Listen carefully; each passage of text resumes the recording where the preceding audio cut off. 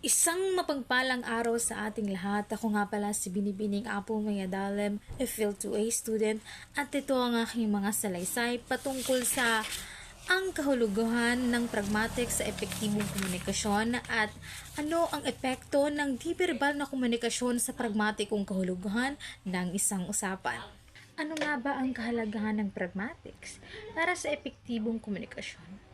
Una dito, ano nga ba ang komunikasyon? Di ba ang komunikasyon, ito yung ating sinasalita, ito yung ating ginagamit sa pakikipag-usap sa ibang tao, pagkikipagbatuhan ng mga mensahe, ideya o opinion natin sa pang-araw-araw na pakikipagsalimuha sa ibang tao.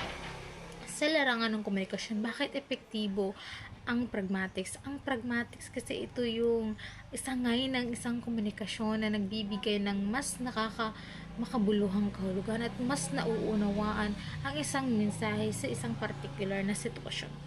So, bakit mahalaga ang pragmatics sa komunikasyon?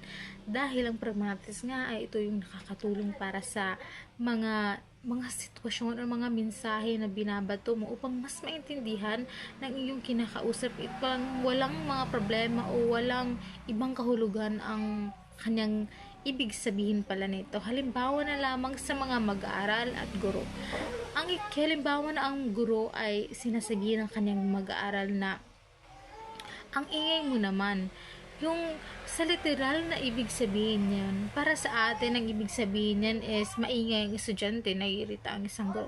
Pero pag gumamit tayo o ginamit natin sa larangan ng pragmatics sa pagkomunikasyon, ay nagkakaroon ito ng ibang kahulugan at mas nakakaintinding kahulugan at mas nakakabuti. Maaaring itong ibig sabihin ay pakiusap, pakihinaan mo naman ng iyong boses, or maaaring tumahimik ka muna. Yung nagkakaroon ng mas maganda at mas nakakagaana pagkakaintindi o kabuluhan ng kahulugan para sa pagkipagkomunikasyon. Walang problema na magaganap, walang mga kahit na anong mga barrier na nagkakaharang sa pagkikipagkomunikasyon. Pangalawa naman ay ano ang epekto ng di-verbal na komunikasyon sa pragmatikang kahulugan ng isang usapan. Hindi ba't ang di-verbal na komunikasyon na ito yung gumagamit tayo ng paggalaw ng ating katawan at ekspresyon ng ating mukha? Ito yung mga gabay natin na nagpapahiwatig na tayo ay gumagamit ng di-verbal na komunikasyon. Sa madaling salita ay hindi natin ginagamit ang ating mga bibig o ang ating mga boses. Hindi natin ito sinasalita, ngunit atin itong pinapahiwatig gabay ng ating mga katawan na ekspresyon ng ating mukha. Kung kaya, ano nga ba ang epekto nito sa pragmatikong kahulugan? Halimbawa na lamang na makatagang ayos ka lang ba? Sa larangan ng di-verbal na komunikasyon, hindi natin ito sinasalita.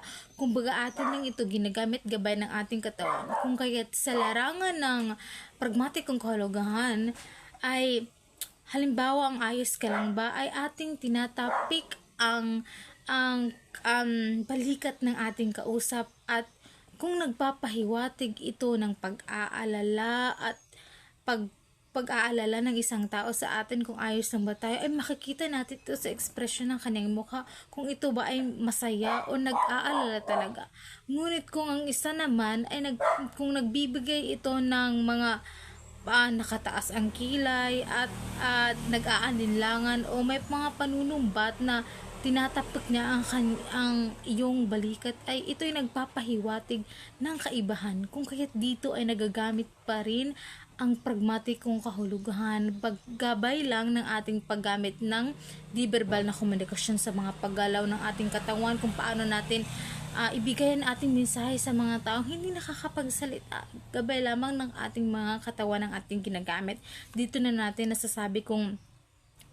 natin napapahiwatig na gumagamit tayo ng pragmatikang kahulugan. Kung kaya't sa kabuuan ay talagang masasabi ko na ang pragmatics ay isa talaga sa mahalagang aspekto ng ating komunikasyon o ng ating wika, na ito'y talagang nagbibigay o nagpapalalim ng tunay na kahulugan ng isang mensahe, at kasabay na rin ito ang di-verbal na komunikasyon na kung saan ito ay nagpapahayag talaga ng isang damdamin o kung ano nga ba ang intensyon ng isang tao o kung ano nga ba ang pinapahiwatig ng kanyang mensahe.